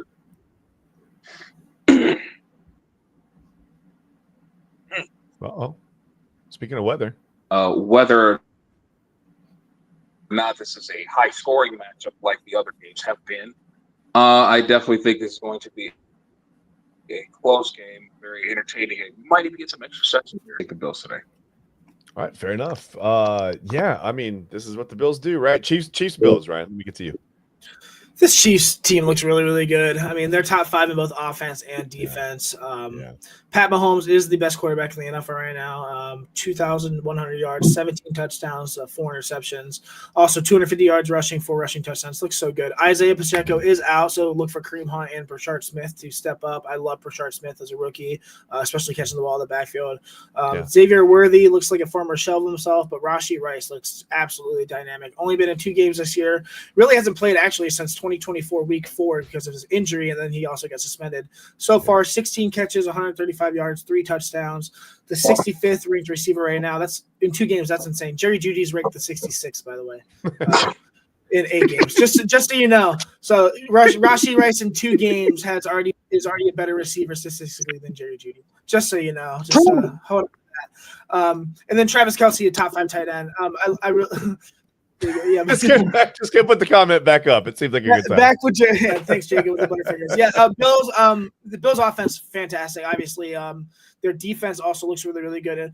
pass defense is fantastic. Their rush defense is so bad though. 31st, which is surprising. So the Chiefs can theoretically win on the ground. I don't have a lot of faith in Kareem Hunt, but scheme up some things with him and Brashard Smith out of the backfield. I think they could do this. James Cook looks really, really good. They don't really have a solid receiver over there in Buffalo right now. Keon Coleman hasn't stepped up. I'm going to take the Chiefs here. It'll be a fun game. Like you said, it should be the primetime matchup. It'll be a close one, but I'm going to root for Mahomes there at the end to probably have a last second, touchdown to win the game. Yeah, it almost feels like whoever has the ball last is going to probably have a really good chance to win this game. It sounds cliche, but I mean, these two quarterbacks get it done in the closing seconds. It's what they do. And the Bills, this is what they do. They win regular season matchups between these two teams. I mean, that's what the Bills do. And then when it comes to playoffs, the Chiefs always get them. I don't know about this year, though, or about this particular matchup today. Like you said, I think the Bills are in kind of a weird spot right now, and the Chiefs are definitely on the rise. As if it matters, like it's like some kind of revenge thing for the regular season. I think the Chiefs do kind of avenge all these regular season losses to the Bills lately. I think the Chiefs win this one. I wanted to say the Bills because it's just, historical, whatever. But what does that matter? What does last year's and 2 years ago? Those matchups don't matter anymore. But watch the Bills pull it out. I mean, they could have a shot to pull it out. But yeah, I like. It'll be a close game. It'll be fun. Should be prime time. This is a fun game. Yeah, it's going to be a one-score game. I don't know if it's going to be super high scoring. It's going to be. I don't know. I'm not really sure. I mean, 31, 31-27, 34-31, something like that. But yeah, whoever has the ball last, I think, has a really good shot to win. What do we got? Seahawks at Commanders. The Seahawks are a 2.5-point favorite on the road in the Sunday night game. That'll kick off at 8:20 on NBC. Ryan, what do you think in that one? I think the Seahawks are going to win this game here. Top 10, both offense and defense, just, solid team. Jackson Smith and Jigba, took the wide receiver one role and absolutely stole it. 819 yards, 4 touchdowns, second best receiver so far this year. Just absolute beast. He's a Buckeye. What do you expect? I don't know. The run game's serviceable, but when they split the backfield like that, it's never going to be the sexiest. I like the Commanders, but they're just riddled with injuries. Jaden Daniels has been hurt with a hamstring injury. He's going to play, but has been hurt this whole year. Bill Krosky-Merritt, actually, the last 3 games has been absolutely awful. Just has been really, really bad. And that's coming off some really, really good games. It's surprising to me, but when you are the main focus of an offense as a 6th-round rookie running back who only played 1 game last year in college because of eligibility, because of transfer stuff, not at grades, but nonetheless, I digress. It's going to be hard. Hopefully, with Deebo Samuel's going to be playing, Zach Ertz is in there, and Jaden Daniels is going to be the main thing. Terry McLaurin's out. He re-injured his quadricep injury, and they're saying that it could be, I think, 5 weeks before he comes back, which is crazy. So he's just not a viable, reliable source right now for a receiver. I'm going to take the Seahawks here. I don't think it'll be particularly close. I think they'll win probably by 2 touchdowns. So. All right. Yeah, I think that's fair. TK, what are your thoughts on this one? Let me get the Seahawks in another big day from Jackson Smith and Jigba and Sam Darnold against that weak Washington secondary. Yeah. Okay. Seattle only a 2.5-point favorite. I guess, they're on the road, but again, that surprised me a little bit. I think Seattle wins this game. And then the Monday night matchup, by the way, we were talking about Myles Garrett earlier and the things that when he signed the extension. I saw an article this week that he was promised Dak Prescott. I don't know if there's any truth to that at all. So with that was allegedly Bruce Drennan was he broke that and said the Browns were in trades talk with Dak Prescott. That was right before Myles signed his deal. And then that never came to fruition. But then he doubled down, I think this last week on the Big Play Network, Bruce Drennan, and talked about how allegedly Dak was supposed to be part of this deal, and then it fell through last second. So I don't know. It's all just hearsay right now because there's not really proof. But Drennan put his name on it, so. Hey, a lot of guys aren't willing to actually put, but hey, who knows? Anyway, Cardinals at Cowboys. TK is shaking his head no over there. Well, TK, let me start with you. Cardinals. Oh, yeah, I know you're shaking your head no with the Dak Prescott thing, but let's do Cardinals Cowboys. Dallas is a 3.5-point favorite at home on Monday night. What do you think in this one? I'm going to take the Dallas Cowboys. I really don't know exactly where the Arizona Cardinals are at right now. I don't just think the Cardinals they know are where they're at just right now. stuck in this weird. I attest to that. I don't think they know either. Yeah. I just think right now there are just so many things that are just out of place in Arizona, and it's going to take a while to make sure that they get all back into their rightful spots. So I'm going to go ahead and give the Dallas Cowboys a win here. Okay, fair enough. Ryan, what do you think? Yeah, I concur. Kyler Murray's out. He hasn't played since week 5. Jacoby Brissett's going to get the start. Their running back room is so questionable. I mean, they're saying that Bam Knight was going to be the starter. Michael Carter, they signed him to the practice, cut him and then signed him to the practice squad. But now, allegedly, all week, even though he's on the practice squad, now Michael Carter has been getting first-team reps, which I don't know what's going on there.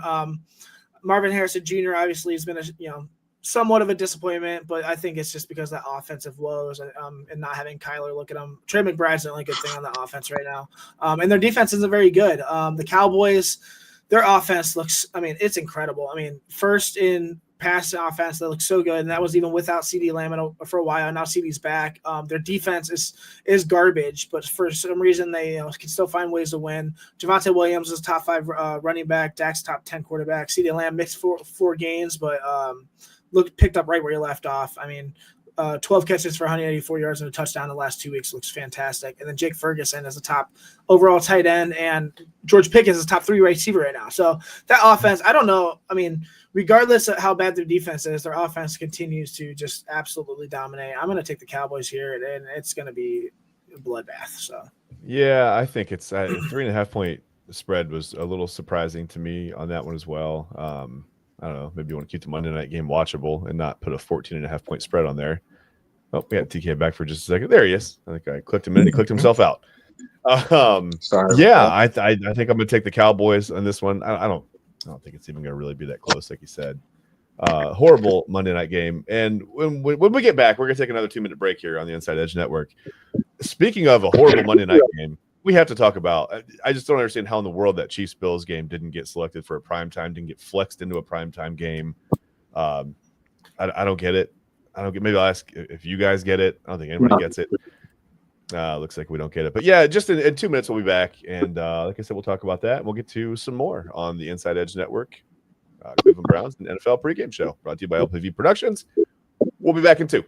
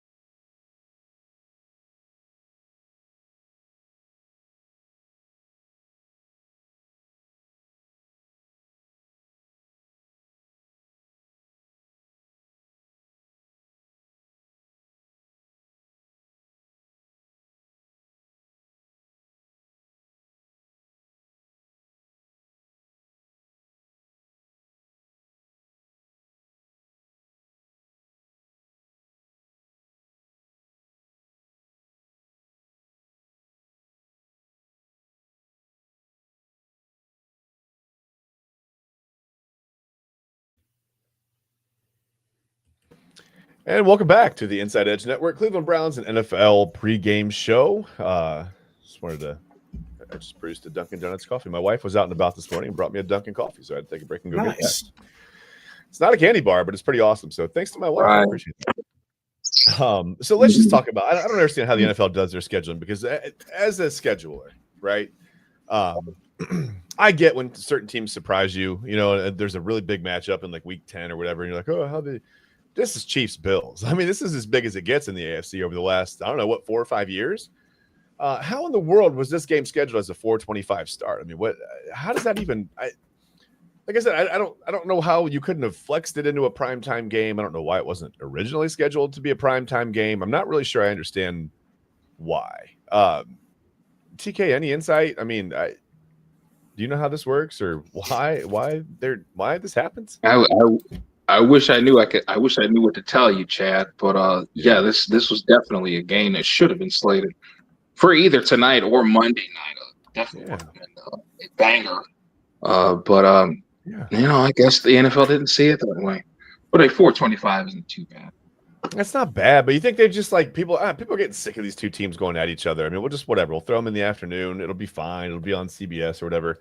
I mean, Ryan, what do you think? How does this game not get primetime billing? I don't know. I mean, that's just poor scheduling by the NFL, to be honest. I mean, why would it? I mean, the Chiefs are your darling, and Josh Allen is also a darling for the NFL. Why would you not put them in prime time? I mean, we do a segment on my podcast, on my fantasy football podcast, the Commissioner's Couch. Go check it out. But yeah, we call it Fantasy Fireworks, and we're basically a matchup where two teams you think are just going to put up a ton of fantasy points, and this was my obvious choice for this week. I mean, like I talked about earlier, 5th best offense and 4th best defense for the Chiefs, and Bills have the 3rd best offense and 12th best defense. Both have really, really good players, just a lot of really good matchups. This should have been, for sure, the primetime game this week. So. Yeah. I mean, so much star power on and off the field. I mean, just so many big personalities and recent success and you know all the matchups in the preseason, or not the preseason, also the matchups in the regular season, the postseason lately. Everything has been so big with the Chiefs and the Bills. I can't believe this ended up as a 4:25 kickoff, but whatever. Here we are. It was odd to me, so I thought that was weird. So speaking of primetime matchups, we know that some of those matchups are on NBC, and some of those matchups are on another station. Which who knows by Monday night what's going to happen, but we may not even be able to watch that Monday night game. So this is a special segment. This is our Illegal Formation Reacts special presentation part of the but this is our pregame show. This isn't Illegal Formation, but TK and I and Ryan's going to be a part of our show today for a quick minute. Then we're going to do another thing. We're going to flip-flop it. We got to talk about this, man. This YouTube TV, Disney, whole ESPN, ABC thing.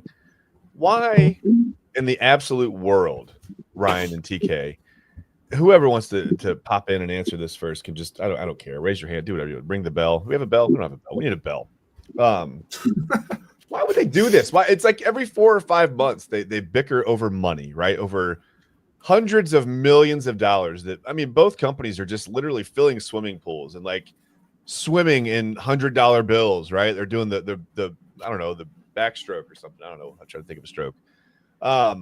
It's ridiculous that ultimately the people who get hurt in this are the consumers, right? Like you and I and whoever. We pay almost $100 a month for YouTube TV for this exact reason. This is why I have YouTube TV, because of live sports. It's the best for live sports, whatever. I didn't want to do Hulu, whatever. It's fine. And now here I am. I'm shut out again. I probably can't watch the Monday night game. I couldn't watch any of the Saturday college football games on ESPN or any of the ESPN, family of networks because of this whole Disney YouTube TV crap. Even the people, I heard a lot of people that even the ESPN Plus members, they tried to sign in through their TV, but you have to sign in through your provider, which if you have YouTube TV, guess what? You're screwed. You can't do it. So now that's another service that you're paying for. It's too far reaching. It's ridiculous. It makes me so mad. I'm struggling to find the words for it. I guess I'm just going to go alphabetical. Ryan, let me start with you. Why does this happen? Why do the consumers get punished? Why? Just God, why? Why do they do this? Dude, I don't know. I hate it so much. I'm so very anti-rich, anti-fat cat, anti-greed. I mean, it's completely ridiculous that these, like you said, these companies can essentially hold the consumer hostage, and then they play their little games to make more money. I mean, that's what they're doing. I mean, they do it, like you said, all the time. It's like every 3 to 6 months this happens. Usually the networks pull the stunt like this.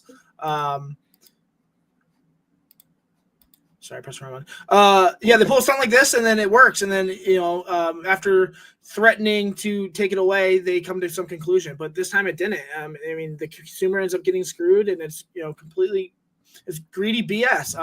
And then on top of that, I think personally that any TV network that uses advertisers should be free to the consumer regardless. I mean, you're telling me that they charge nearly $100 a month to watch shitty TV and live sports, run advertisements down our throats, and then get paid a buttload of money from those companies' advertisements, and we still get screwed to the end. Like, how is that fair? I mean, screw ESPN. They're trash. They've been trash for 15 years. Screw Walt Disney companies. Screw BlackRock, Vanguard, State Street. Screw all of them. They're a bunch of trash. People are waking up to their evil greed and unethical behavior, and it's going to run out eventually. I'm sorry. This just pisses me off. I'm so tired of it. So it's literal garbage, man. I mean, don't be sorry. No, this is your thing. I mean, this is where we get to sound off about this. TK, what do you think, man? Yeah, who's at fault here? First of all, is it ESPN? Is it Disney? Is it YouTube TV? Is it the consumer? I mean, we're the ones getting punished, so obviously we're in the wrong, right?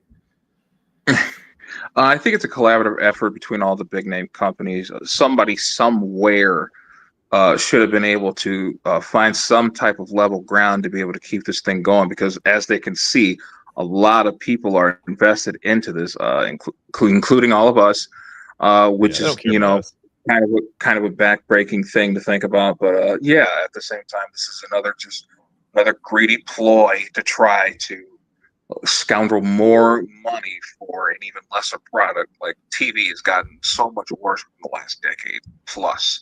So it's just, it's bad. It's horrible. And on top of it, with YouTube TV, what's really annoyed me, not only did they take away Disney and ESPN, but they took away any recording that you had from those channels. Like, I love DVR. I record everything.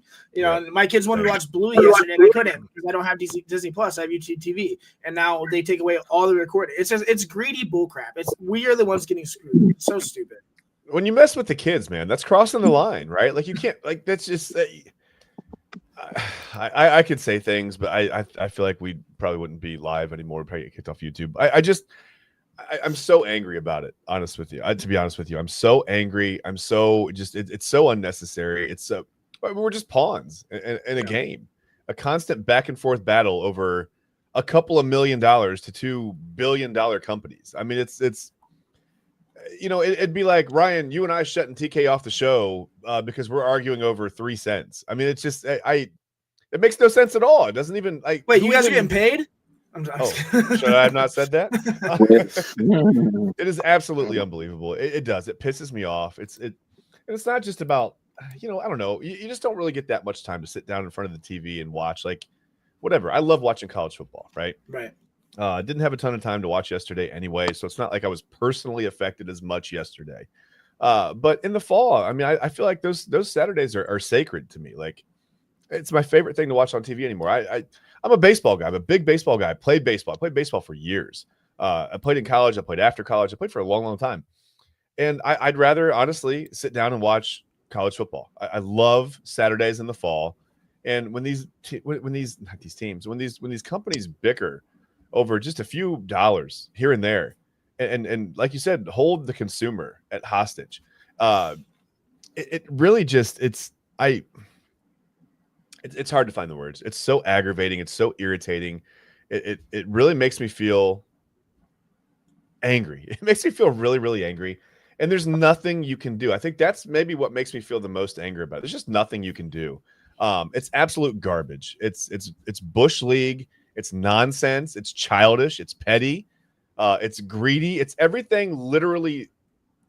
It's just everything bad with the world right now. It's everything that's bad with the world. Whatever. It's garbage. Let's move on. I just don't want to talk about it anymore. So let's flip-flop it into something more positive, right? That was the bad news. This is the good news.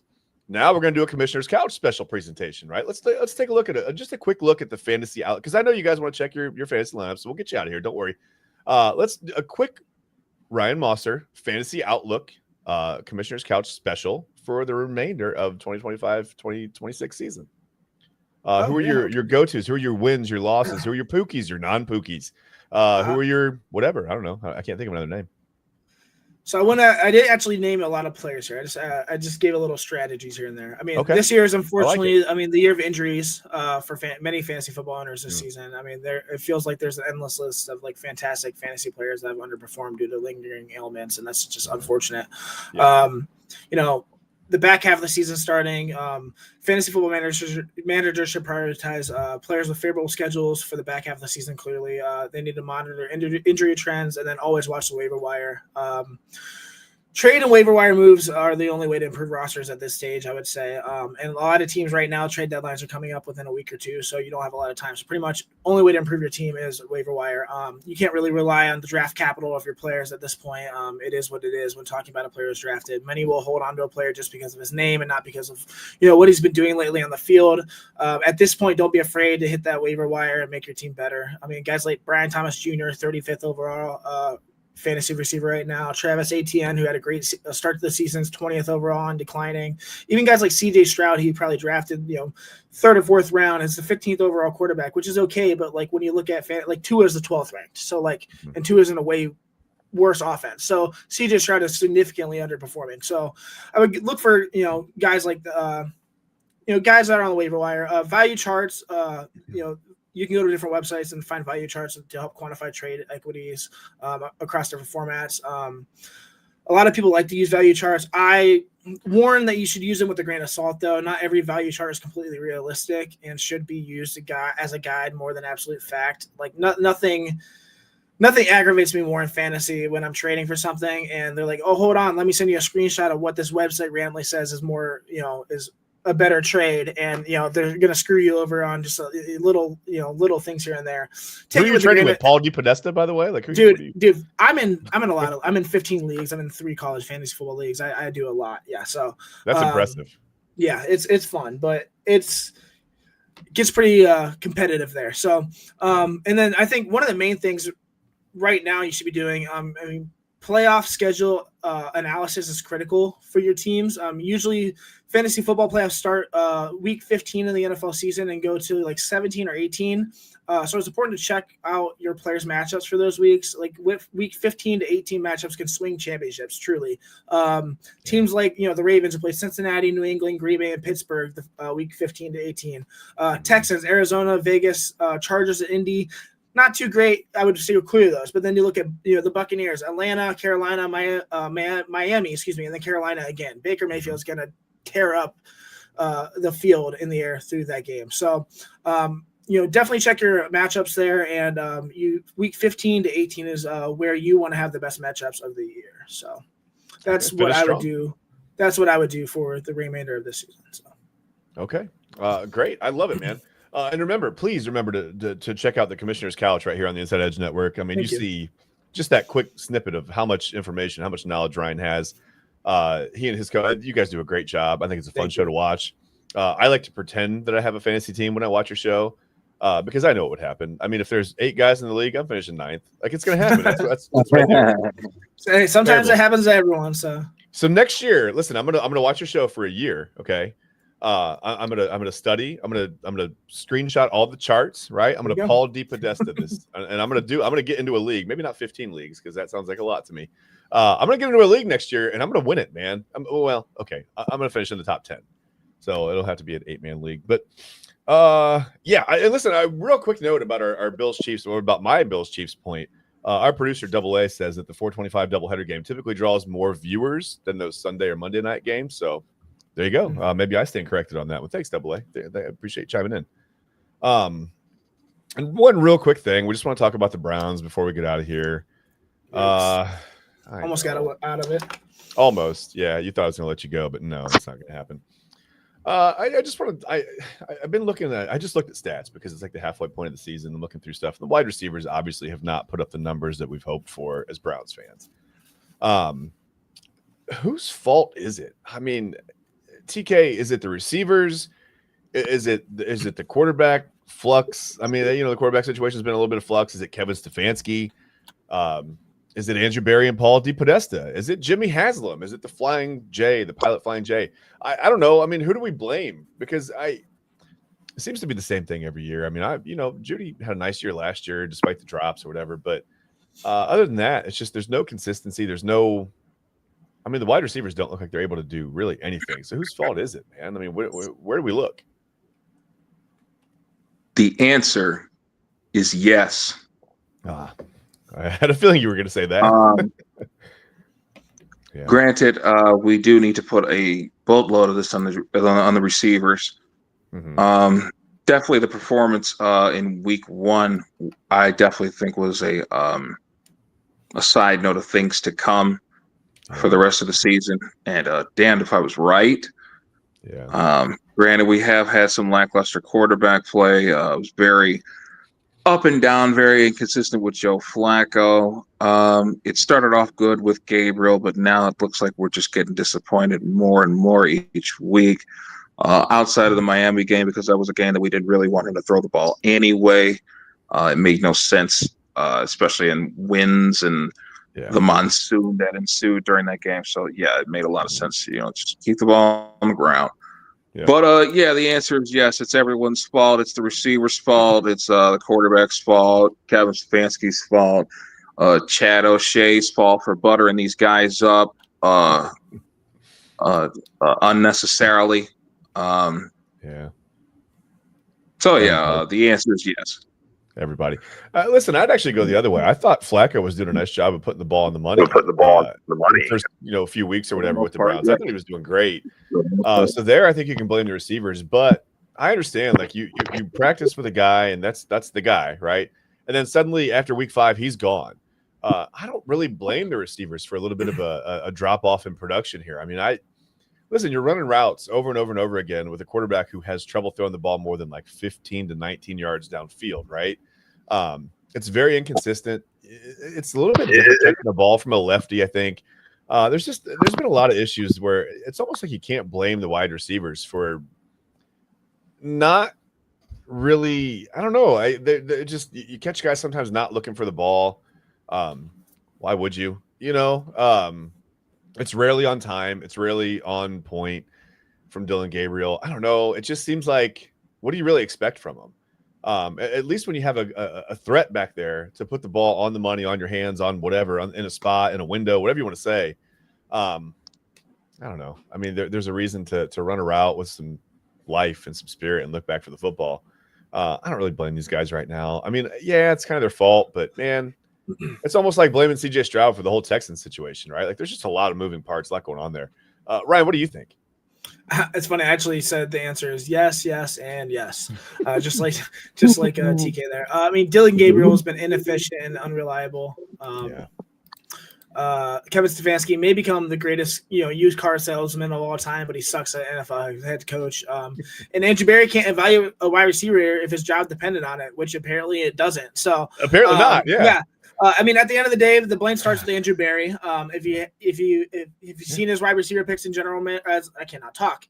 If you have seen his wide receiver picks as a general manager for the Browns, you would understand what I'm saying here. Just in case you forgot, let's go through them. Barry has been the GM since 2000. He chose Jed Wills Jr. 10th overall that year, a lazy bum NFL bust. CeeDee Lamb was drafted 17th that year. Justin Jefferson was drafted 22nd, and T. Higgins was drafted 33rd, but he went with Jed Wills. Then he drafted DPJ, Donovan Peoples-Jones, 6th round. He's not currently on an NFL roster. Drafted Anthony Schwartz in the 3rd round in 2021, not currently on an NFL roster. Demetric Felton in the 6th round of the 2021 draft. Hasn't played all year for the Giants. He's been on IR. David Bell was drafted 3rd round in the 22 draft. He is officially retired. Yeah. Michael Woods was drafted in the 6th round 2022 draft, not on an NFL roster. And then finally, Cedric Tillman was drafted 3rd round 2023 draft, and he's missed 17 games due to injury in his first 3 years and is currently in IR. Expected to be back after the bye week. We'll see if he does anything. Then Andrew Berry traded for Amari Cooper, which was a great trade. He traded for Jerry Jeudy and extended him. Jerry, he played okay last year. He had 1,000 yards. I feel like that is the bare minimum as a receiver needs to do nowadays, especially with 18 games. Yeah. Jerry Jeudy is an abomination at the position. He's a wide receiver 4 playing, it's a current wide receiver 1 for the Browns. He's a joke. Dylan Gabriel can't see over the offensive lineman's helmets. And then when he does throw the ball over 20 yards, he mistakes the defense with the offense. He sucks. And then we have a head coach in Kevin Stefanski who has one of the crappiest offenses I've ever seen. Outside of his famous scripted first offensive drive of the game, which usually are successful, he can't call plays or adjust his scheme to save his life. And apparently his job is fine. And then, it's Andrew Berry's fault for overdrafting the dude in the first place. With Dylan Gabriel. I mean, essentially, I'm saying that's 48% on Andrew Berry, 48% on Kevin Stefanski, and 4% of the players. We know most of this team is awful. At some point, you can't blame the players. You need to, hold the men in charge accountable. So yeah, because the players don't find their way onto the roster without getting there, right? Like you got to have a general manager and a front office that are willing to sign you. So yeah, I think ultimately that's where the blame lies, right? By the way, I think the wide receiver process for analysis, I think they just put all the names on a dartboard, just throw like 3 darts. Seems like it. And they're like, hey, if that guy's available, take him because the dart went through his name. Looks like he can catch, right? I mean, that's I don't really understand. You know who actually is to blame? I know who. It's the Disney family of networks. It's YouTube TV. Yep. It's ESPN. They're to blame. They're the ones around stink and the receivers can't get open and whatever. Why they run with cinder blocks on their feet. It's fine. Okay, well, let's get out of here. This is where we normally do a score prediction, but there's no garbage. There's no game today. There's no game to watch the Browns. They're not playing. So instead, we're going to do something totally different. Listen, it's November. It's November 2nd. We're in Northeast Ohio. I don't know if you're watching from Northeast Ohio, you know what it's like here. When the weather turns, it turns, right? Like when you get to November, it's hit or miss. So instead of a score prediction, let's do a snow prediction. When, Ryan, is the first day with measurable snow? When's that going to be here? Sometimes it's not until after Christmas, unfortunately. Now, we don't have a white Christmas anymore up here, but we sure do have a white and icy February, man. It seems like every day, all February, it just snows for a month straight. It feels like 75 days. It's ridiculous. Winter lasts like 7 months. But when do you think that first day that we see measurable snow is, Ryan? I know, listen, nobody here's a meteorologist, but give me your best guess, man. Last year, Cleveland got their first measurable snowfall on November 21st. All right. That happened to be the Browns versus Steelers home game where the Browns won 24-19, if you remember. I looked this up. On average, the day that gets the first snowfall in Cleveland is November 10th. All right. That's just the first snowfall, not necessarily the first time it starts dumping on you for consecutive months. But the Browns do play the Jets on November 9th in New York. Speaking of dumping on you, wow. Yeah. So I'm going to protect that we see snow on week 11 against the Ravens. Sunday, November 16th at the Browns game. It will be the first time that we see snow on the field. All right. Would have made that a winnable game if Derrick Henry hadn't looked like he might start getting going. But again, that was the Dolphins, so it's hard to say. TK, give me your first day with measurable snow, we think.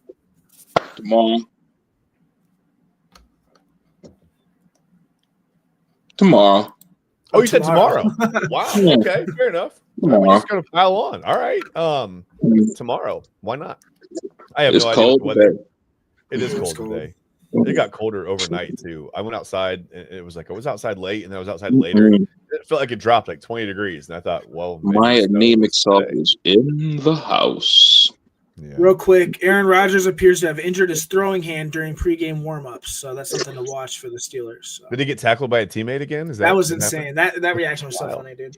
Oh, it was so mad. Also, real quick, you got 15 minutes left before kickoff. Make sure you check your fantasy lineups. Also, check out my podcast, the Commissioner's Couch Fantasy Football Podcast. It's on the Inside Edge Network.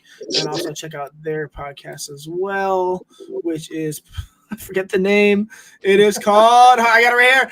Illegal Formation. Go check them out. Sorry. I wasn't going to help you, man. I'm not giving these guys a plug. Hey, screw that. I sat in on the last one, and then Barbardo. I can't talk today. It's about to be done. Words are hard, Ryan, and it's hard to remember things. Listen, so they have a good show. How old are you, Ryan? I'm 33. See, man, 34 next month. I'm telling you, like this is like around 33, 34 is when it started to go downhill for me. I'm not going to lie. No, great, yeah. Listen, I'm going to pick a random day out of the air for a first. Go November 21st for the first measurable snow. That was yesterday or last year. I mean, November there you go. 21st. I'm picking it. I'm picking it again. It's going to be consistent. It snowed for 3 years. Right when we were done with trick or treat. I mean, 3 years in a row. Right when we were done with trick or treat, it snowed on us. So I'm going to go with consistency. I'm going November 21st. because it snowed November 21st last year pretty hard. So There you go. that's all we got, guys. Thanks for watching the Inside Edge Network Cleveland Browns and NFL pregame show. Luckily, it wasn't so heavy on the Cleveland Browns this week, a little more heavy on the NFL and maybe some silly stuff. Also, remember that Tootsie Rolls are trash. Kevin Stefanski's offense is trash. What else is trash? Trade Myles Garrett for 3 first-round picks. Yeah, hey, or 7, whatever, doesn't matter. That's a 4. Was there a thumb in there? Nope, just 4. Okay. That's all we got, guys. Listen, thanks for watching. We appreciate you so much. Just remember, check out the Inside Edge Network. Check out all the talent. Check out all the shows. There's a lot of entertaining stuff. I mean, there's something for everybody on the whole network. Whether you're into wrestling, whether you're into I guess I don't know, complaining about YouTube TV. We got that for you too. We spent some time on that today. But there really is a little bit of something for everybody on the network. So please check out all the shows. Don't forget to follow us on social media, comment, engage, interact with us. We like to see your comments. We like to see stuff and what you guys are thinking. That's all we got for you. We'll see you. TK and I'll see you tomorrow on Illegal Formation Reacts. What's the name of the show, Ryan? I'm just kidding. Yeah, sure. And then you can watch the Commissioner's Rocking Chair because Ryan is getting older and forgetting things. The Commissioner Counts Fantasy Football Podcast, Wednesdays live at 9. So. There you go. Live at 9 on Wednesdays. I love it. So we'll see you guys next week right here on the Inside Edge Network, Cleveland Browns, pregame and NFL, whatever, blah, blah, blah show. Just kidding. It's brought to you by LTV Productions. And I said the blah, blah, blah because we're going to have to talk about the Browns next week. Right. Whatever. Guys, have a great week. We'll see you on Sunday.